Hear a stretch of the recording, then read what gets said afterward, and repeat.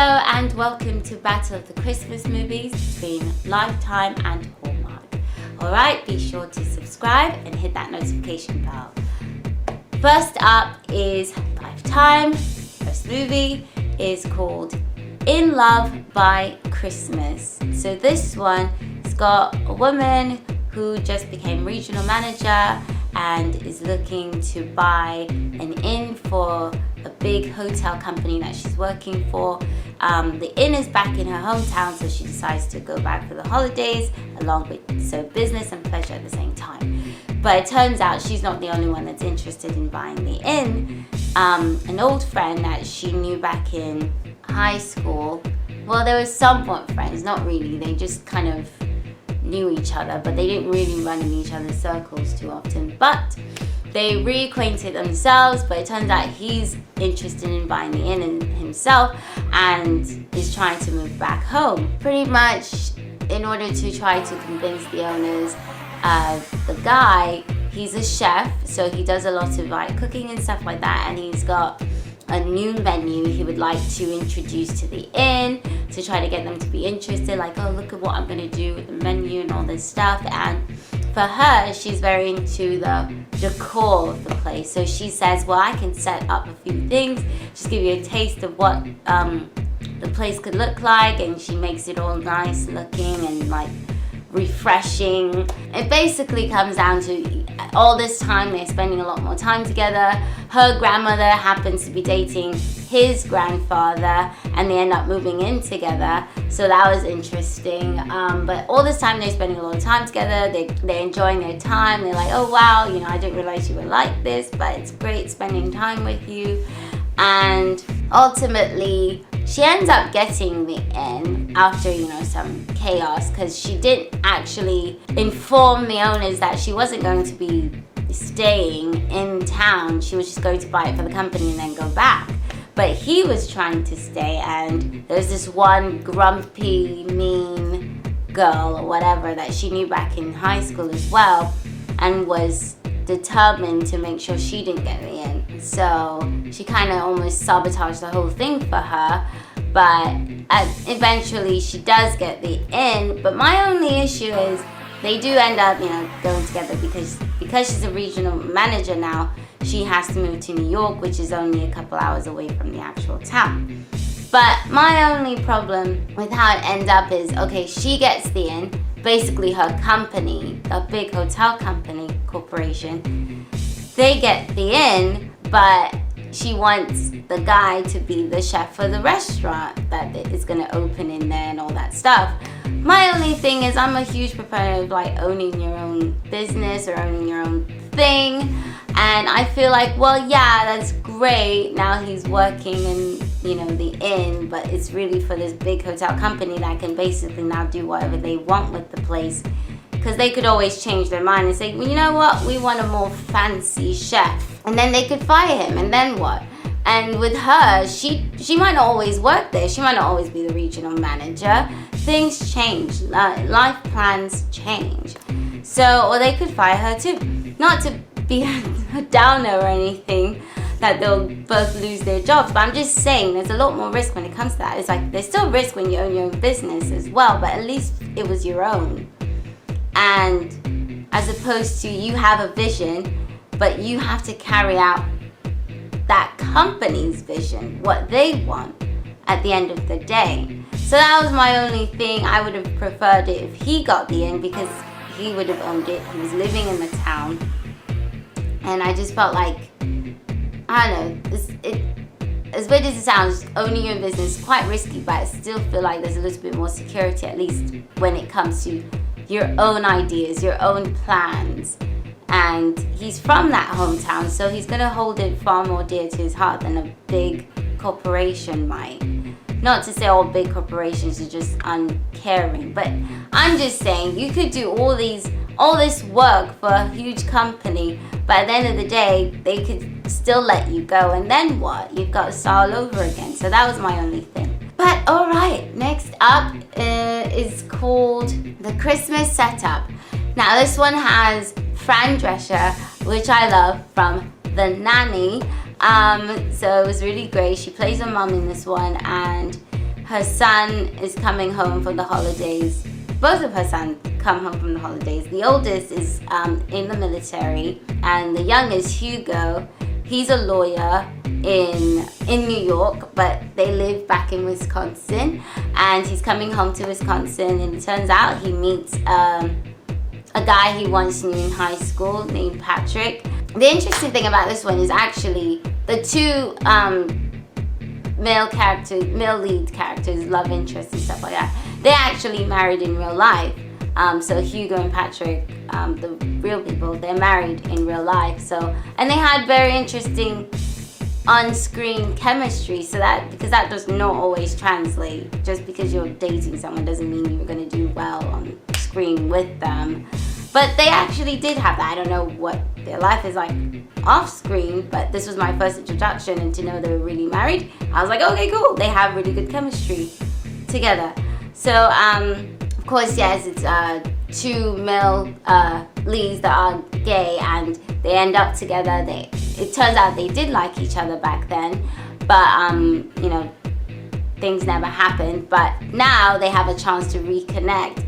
And Patrick is a huge success. He created an app called Cassandra, and I guess he sold in. He basically retired, which is like cool to retire at such a young age. But yeah, so obviously retire in the sense of at least you have more than enough money that you don't have to do anything. But I'm sure he's still doing things, like he's helping out with the community and all that stuff. So that's always great. But yes, so with Fran, that plays the mom, I think it's Catherine, something like that, I don't know. But she basically is trying to set both of them up together, and as well as her oldest son, who's in the military, with Hugo's bestie, that they've known each other all their life, and with her, so setting both of her children up with the others. So yeah, it was good. I liked it. It was enjoyable. He ends up getting a promotion where he would have had to move to London. Like, he made partner, basically. He would have to move to London.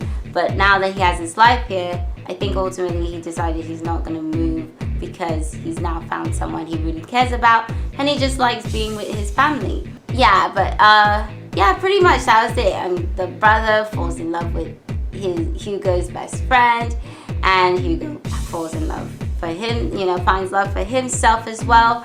So all in all, it was a good story. Always loved Fran. She's always funny as usual.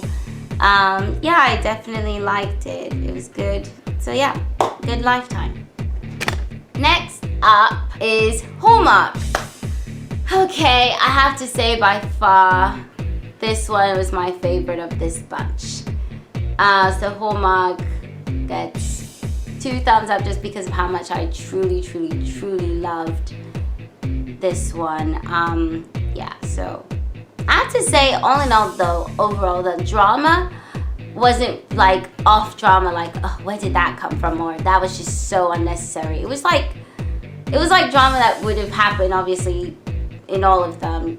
One, because she didn't tell she was going to be moving back in the first one. Second one, you know, he ends up going to London, not knowing if it's going to work, a long distance relationship. So it wasn't really any major, you know, drama that I just felt like it didn't feel natural. It just came out of serious misunderstandings like that.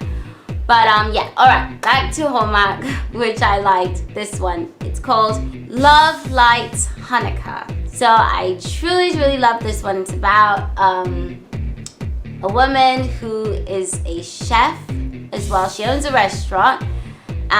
She was adopted as a baby. Her mom just passed recently, and her mom was Italian, so she now owns the Italian restaurant that her mom had.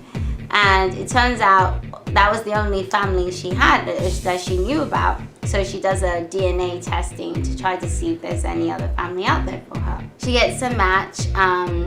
One of the people that she matched with connected with her. It just said they were close family, and she was like, oh gosh, I'm really excited. She's gonna meet her because they're only 10 miles away from each other. After she meets up, she meets up with the woman, and oh, it turns out, oh, she has a brother too. The woman that she meets up with has a brother, meets the mom, meets the close friend who happens to be a food critic, a restaurant critic, stuff like that. And he actually did a critique on her restaurant, just kind of said, oh, it was forgettable or unremarkable, something like that. But pretty much so during this dinner, she's invited to dinner to meet some of the other people that she's possibly closely related to, but she doesn't yet know how they're related. So the woman that met up with her was like, hey, let's ask my mom. Like, hey, mom. So she's close family, but we're not quite sure how we are related. And then the mom is like, okay, well, where were you born? She says where she was born. And then the mom asks, well, what year? She says, what year? Some things start to click for the mom, and lo and behold, turns out the mom of this woman turns out to be her biological mother. So she tells her that, and I have to say, this was really the only, there's a little bit of conflict going on, but it's not really conflict. I mean, it's a huge thing to find out. You're meeting this new family that you know you're somewhat closely related to, but you're not expecting to meet your birth mom, you know, right there. So she was a bit overwhelmed. She decides, okay, she's gonna go take some time, think about it. But all in all, I really liked it because, I don't know, there's something about adoption that's just close to my heart in some ways. But I really also like the family dynamic. Just, it was very family oriented. There was a lot of cooking, which I loved. I really wanted to eat the food or join in with the cooking. It was just like closeness, and I actually did cry at the end because she ends up speaking to her birth father, who wasn't aware that he had a child, because at the time when the mom, she was really young, she was like 19 years old, she was back in Italy, they got married, but then they got annulled because he got deployed to the war, and she moved back to the States, and that's when she found out she was pregnant, and she just did not believe she would be able to raise this child on her own with the position she was in at the time. And also the guy's family didn't really like them together, and then she tried to still send letters trying to reach him to say, hey, you know, I was pregnant and everything like that, but her letters were always returned, possibly by the family, because they never wanted her in the picture in the first place, but he was in war.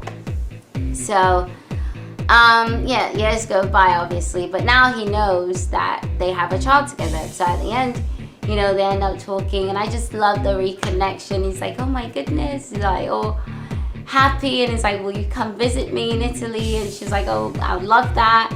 And yeah, it was just really, really nice. I just liked it. It was, all in all, it was just so lovely. I would give it a 10 just because it didn't have that unnecessary drama. It was all, this is all natural emotions that would come about if you just found out you have parents and you have a whole family that you never had before, because her mom, her adopted mother, was a single mom. So that was the only family she had known until now. Like, she's being embraced and all this stuff. And yes, she found out she's, 50% Jewish. And so now there's this whole new holiday she wants to celebrate with Hanukkah and all that. She they do half and half, like Christmas and half Hanukkah, and they're really just celebrating the whole thing and the whole culture. It was just really nice to see that. I really enjoyed it.